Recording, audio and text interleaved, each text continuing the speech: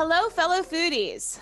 The word gene bank may sound like something out of a sci-fi movie, but actually, gene banks are really important in the real world. Gene banks are a type of biological repository or a bank where genetic material is stored. When it comes to crops, gene banks hold the future of food, and this can include everything from seeds to plant cuttings and more. On this week's show, I have a very special guest here to teach us more about these unique resources. Dr. Ren Wang is the Director General of the China National GeneBank, based in Shenzhen, China. Dr. Wang obtained his Ph.D. in entomology in 1985 at the Virginia Polytechnic Institute and State University in Blacksburg, Virginia.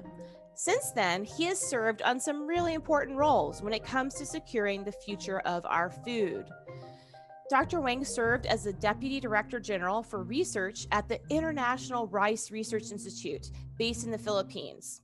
And then in 2007, he became the Director of the Consultative Group on International Agricultural Research, or CGIAR, based at the World Bank in Washington, D.C. He then served as Assistant Director General of FAO's Agriculture and Consumer Protection Department based in Rome, Italy. So he has a lot of relevant experience to share with us. Dr. Wang has worked on global efforts concerning crop security all over the world for several decades, and I'm super excited to have him on the show. So welcome, Ren. It's so great to see you.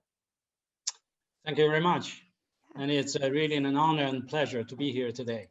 Well, thanks. Well, to get started, maybe we can just begin with a general description of what is a gene bank and why is it so important to our food? Okay, well, thank you for the nice introduction of my current job, which I serve as the Director General of the China National GeneBank. Now, this is not the first one or the only one of a gene bank in China. Let me begin by a little bit of a history. That to my knowledge, the first the gene bank for agricultural crops was established in the Philippines in the 1960s. Actually, it was the International Rice Research Institute, which I served for more than 7 years. It was the Rockefeller Foundation and the Ford Foundation established the IRI, the International Rice Research Institute, in 1960. And one of the goals, or let's say missions, of IRI was to start right away of collecting and conserving rice germplasm, as we see, the rice varieties and genetic materials from all over the world. So that actually was the beginning of, at that time, called International Rice Germplasm Collection, or International Rice Collection. So that was not a gene bank yet. But that was really the prototype of the first international crop gene bank.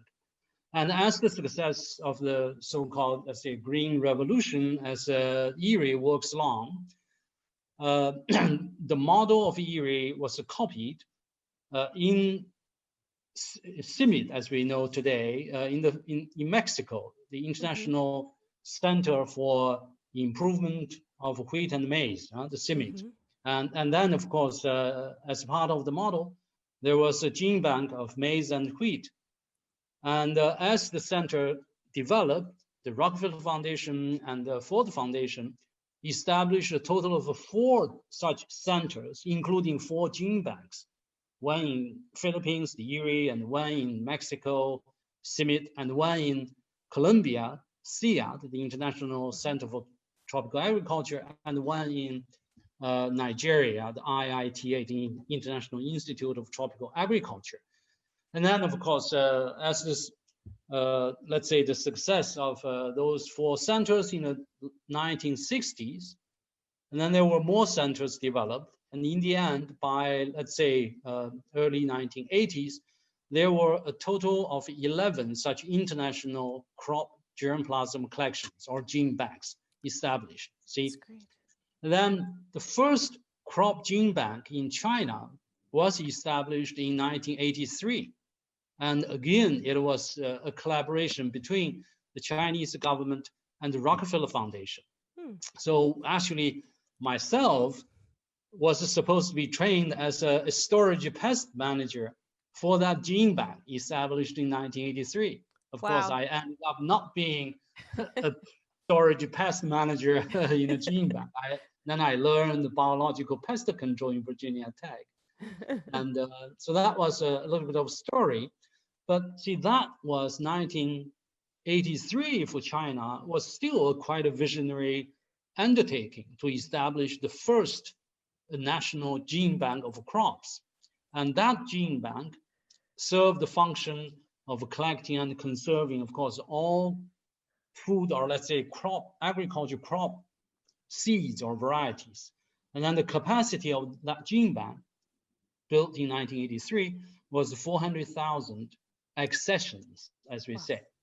Now that, of course, that gene bank serving a huge agriculture country like China was not enough.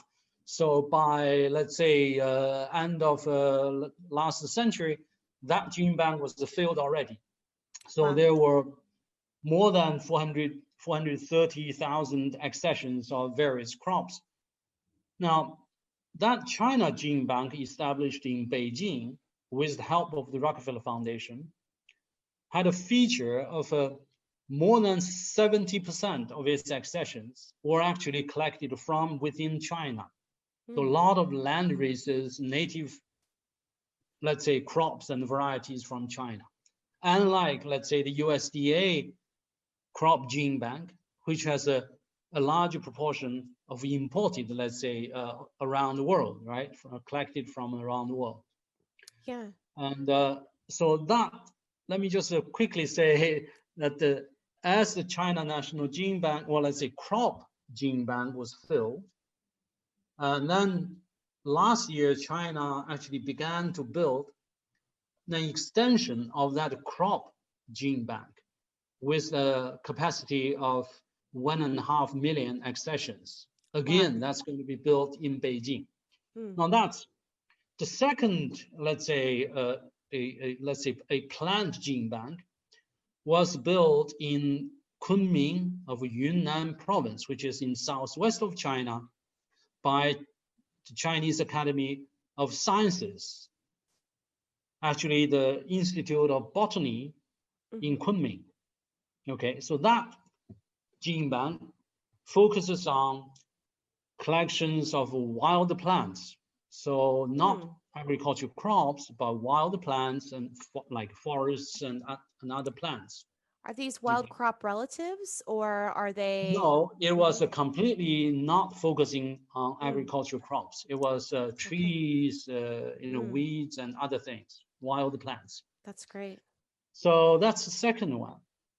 Then in let's say in 2011, the concept of an integrated gene bank was proposed by the BGI group, the Beijing Genomics Institute, and then approved by the Chinese government. In 2016, the China National GeneBank in Shenzhen, which I'm heading and working now, was established.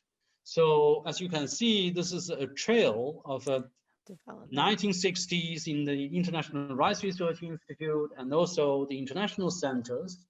But then sort of early 1980s, crop gene bank in China was built. And then in this century, let's say about 3 or 4 years ago, this integrated gene bank was built. That's great. What do I mean by integrated gene bank? Okay, so this gene bank is different from the gene bank in Yiri, in Simit, and other, let's say, Beijing.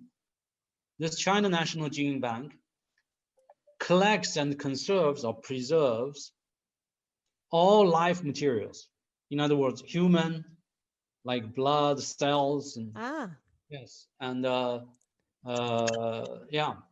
nucleic acids, microorganisms, insects, wild plants, wild animals, even tissues of wild animals and crops. So this is the integrated. Secondly, this is a more sort of a modern gene bank. It has gone quite a significant one step beyond just the cold storage of seeds. It features digitalization of the crop seeds and let's say other collections like human medical samples and so on. So every sample we collect, we try to do the genome sequencing. Oh, So it wow. holds not only the live materials, but also we have built perhaps one of the biggest databases in China Hmm. on sequences of our biological samples. That's So this great. is really a step much more different from the traditional, let's say, gene banks. That's great. Well, Yeah. one question I'm sure that many in the audience might have is, why is one variety of a crop not enough? Why do we need to have thousands of accessions for something that most people think is simple, maybe rice? So what's so special about rice? Why do we need so many um, different accessions or different land races or varieties to be stored? Why is that important? Well, I think perhaps we can look at this from different angles. First of all, as we, let's say, agriculture scientists or plant breeders develop new varieties, Hmm. right? Uh, the plant breeders chooses the best, let's say, material that they can get, be it, with big years or let's say a better yield or drought tolerant. They collect such Hmm. materials from different environments and cross them, right? And then to get offsprings. Offsprings, and they select, right, from offsprings, hopefully, the best performing Yeah. plants, yeah? With a higher yield and drought tolerant, let's say, and a better Hmm. taste. All of those traits. So in other words, the plant breeders needs to select from a wider genetic pool, as we say. The Hmm. wider the diversity of the material, the more choices, the more, let's say, traits, better performing traits the plant breeders might get, you might find. So this is That's what we great. say phenotyping. We select these different, let's say, there's a technical term called segregation. Okay, when you cross two lines of rice, let's say one line from Thailand, and which Hmm. has a feature of a good, let's say, smell, okay, Hmm. good taste, and another line from Yunnan province of China. Both are one kind of a subspecies of rice, but with different traits, okay? So you hopefully select from such two different places. However, there might be a disease which Mm. appears in Yunnan and other provinces of China, but not in Thailand. So your offspring may not be resistant to that particular disease. That's great. So breeders might have to get another line from, let's say, a faraway province, maybe from a local rice variety from that different province, which has a high pressure of that disease, you see, so that they Yeah, might use that's a great. line with resistance. So in other words, the broader the genetic pool, the better off or better chances you have to select the right trait that you want. That's So great. this is why you need really to have a collection of as much as possible and as a wide and diversified distribution Mm. of these rice lines. So that's one aspect, okay, Hmm. to have your genetic. Another important feature is that, okay, we store these, we collect and store these rice lines to be prepared for the future. Hmm. Because in the future, let's say, suppose that there are plant breeders, okay, 100 years from today, right? They will need to try to develop rice varieties that suit the taste and also the environment of 100 years from today. Wow. But we simply don't know, right? What the Yeah. future people like, and do they like the rice quality as we like them today? Or what the So environment is like also with climate environment change. Hmm. and also the pests and diseases, right? You Hmm. might have a all completely different virus and attacking a rice, right? just like this COVID-19 came, coming out from nowhere. So we have this stored varieties so that in the future plant breeders can use these lines, which may already have those genes in them, right, to be resistant to a future disease, for instance.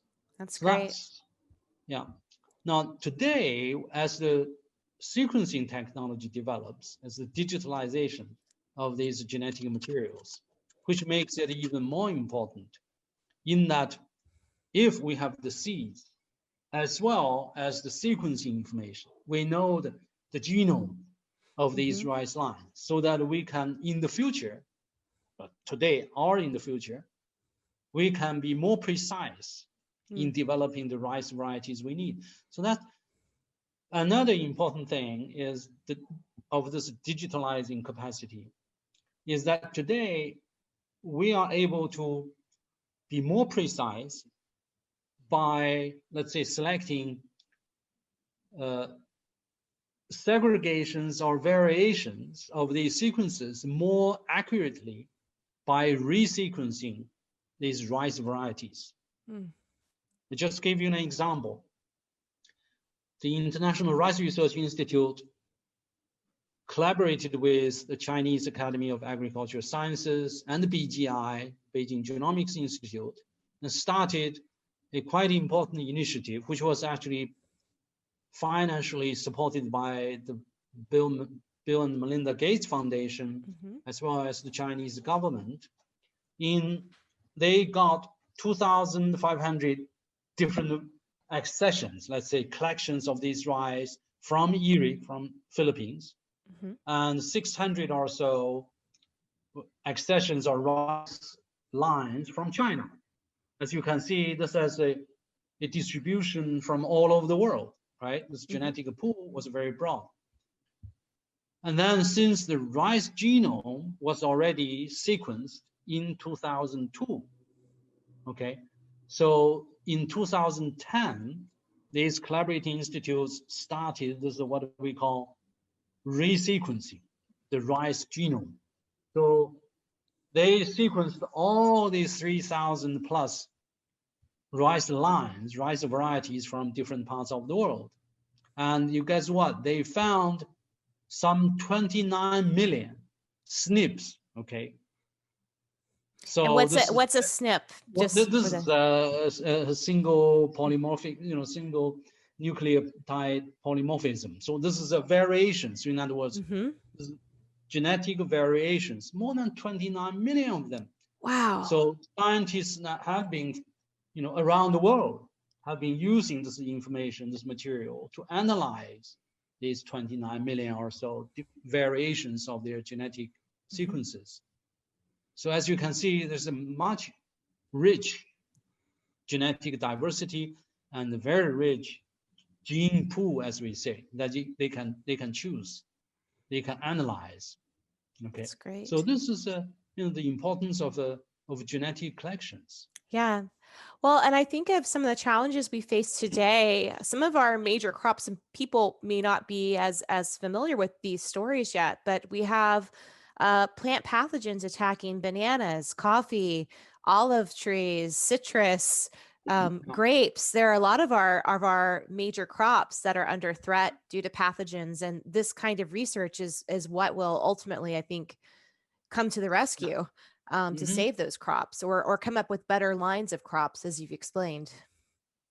Yes, and actually, you just highlighted another importance of the international collaboration also, right? We cover different crops, and also we try to figure out, let's say, cocoa or coffee trees, right? Coffee, I mean, of course, plant breeders want to develop coffee varieties which are highly resistant to the pests and diseases. So today, we try to understand these pests, insect pests or diseases, be it fungal or bacterial diseases, right? And with that, the other side is that we try to understand the host plant, so coffee plant, whether or not the coffee plant has the resistance. So today, we now have a much more powerful tool than, let's say, 10, 20 years ago, which is genome sequencing. So now coming back to what I was advocating, the power of today's genomics research. Now, speaking of that, I think, okay, digitalizing materials is important. But more importantly or fundamentally is that we do have to have such materials, right? Yeah. Without such materials, we can't even start. So that is why I want to emphasize again the critical importance of the international agriculture research centers. So the 11 gene banks, right, maintained by these international agriculture research centers. And I had the honor of serving for a bit over 3 years as the head of the system, what we call the consultative group on international agriculture. And of course, there are 15 centers, international centers in the CGIAR group, the consultative group. But the 11 of those 15 centers has the mission and responsibility of maintaining these gene banks of various crops. Each center has their mandate crops. That's great. So that really is the treasure of mankind. Oh, it really is.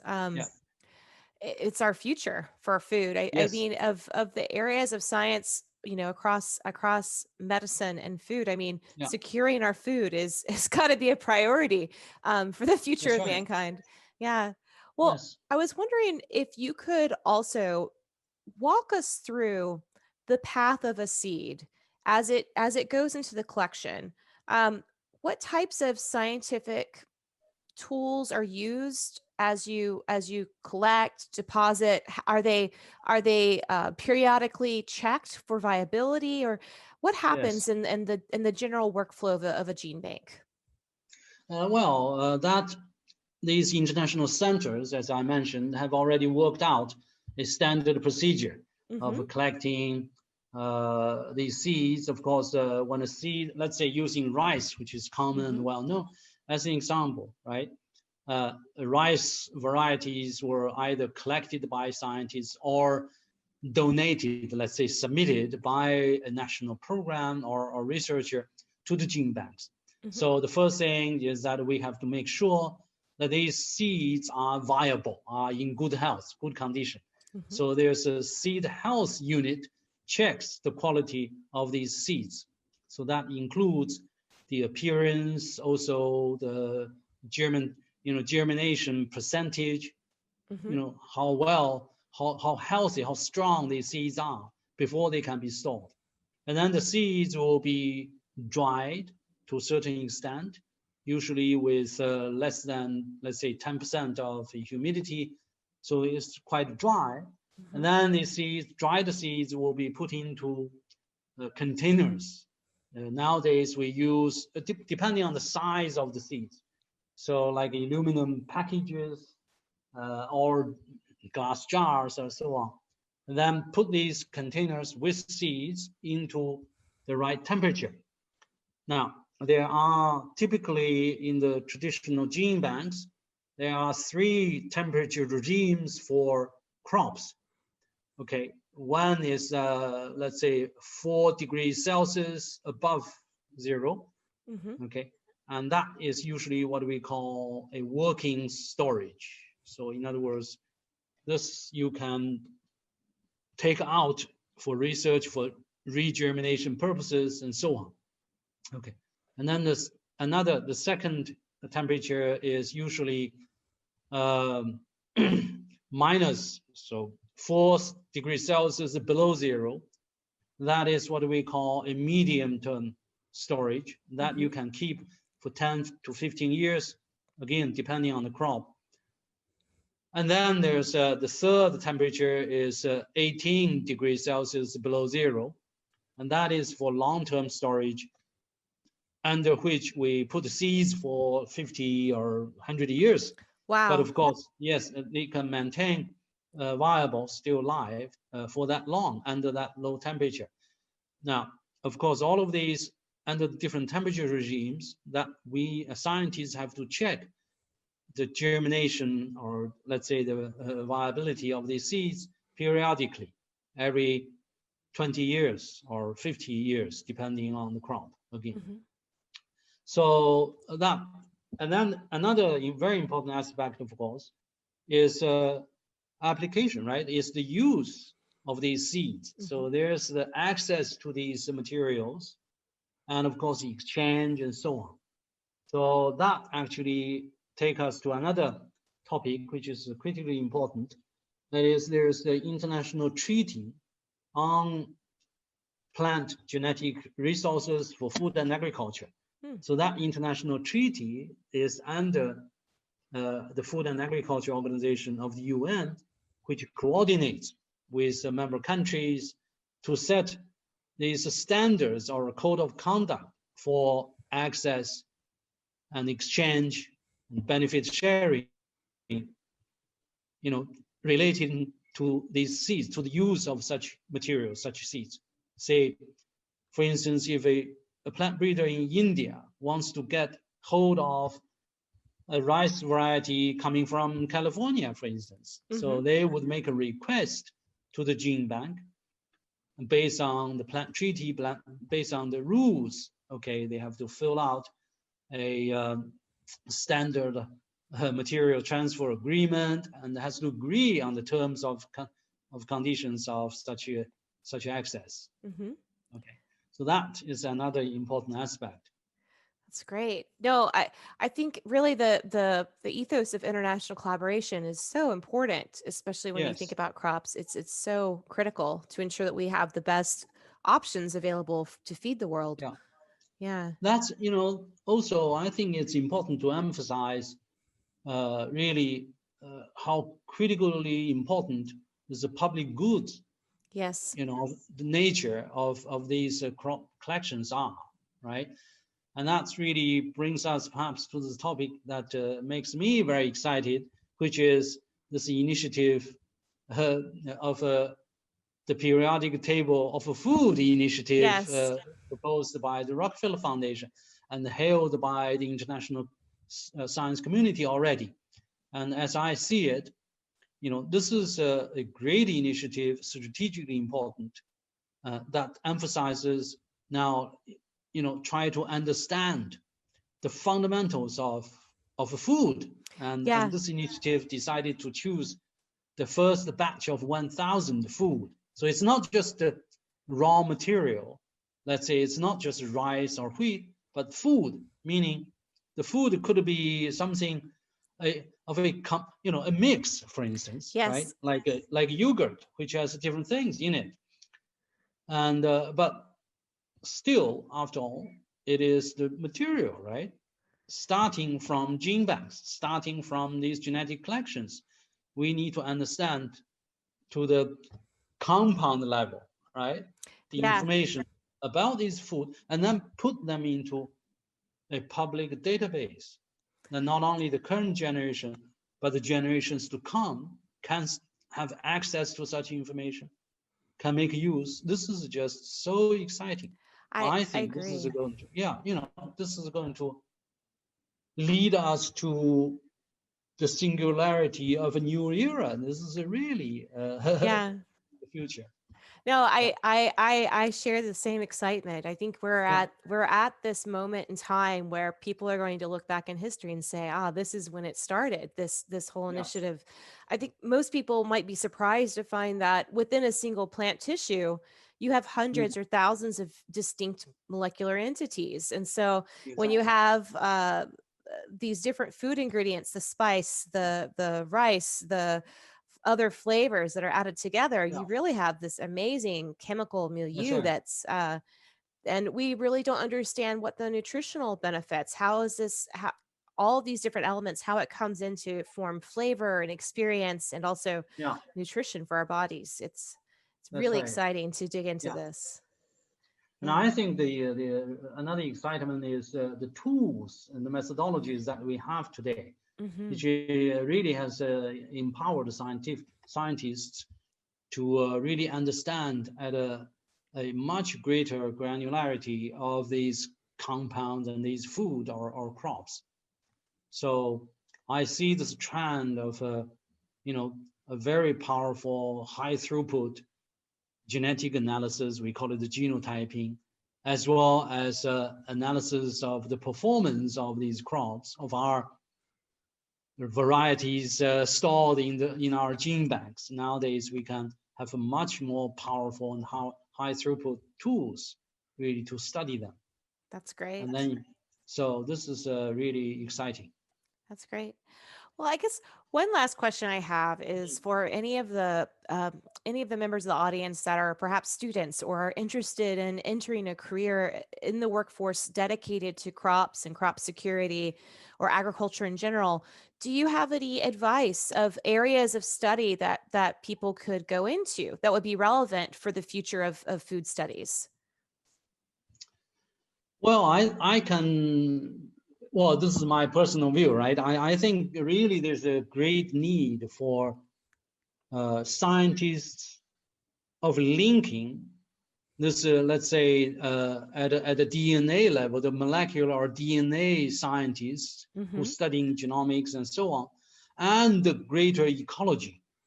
So as we say, molecular scientists, we have more and more, really. But organismal scientists, we are actually lacking. Really, scientists who understand the ecology, who understand the environment, and yet can link that with the moleculars of living organisms. So I call it this kind of a cross-linking. Okay, what do we call omics? Yeah. Not only genomics, but also ecology. And this is what we need. So I would encourage, I would really hope that there are young scientists, young students who would like to look into this broader range of science. That's fantastic. That's really why. Yeah. Great. Well, thank you so much for coming on the show. This has been incredibly informative and exciting to see where the future of these studies with gene banks is going for the future of food. Really Thank cool. you. It's a pleasure. Cassie, I hope you could find a good title for our talk. I'll leave it to you. Okay. Absolutely. Right. Absolutely. Great. Okay. You've been listening to Foodie Pharmacology, the science podcast for the food curious. You can find us on Apple Podcast or on the Teach Ethnobotany YouTube channel. We also have all of our episodes posted at the Foodie Pharmacology website.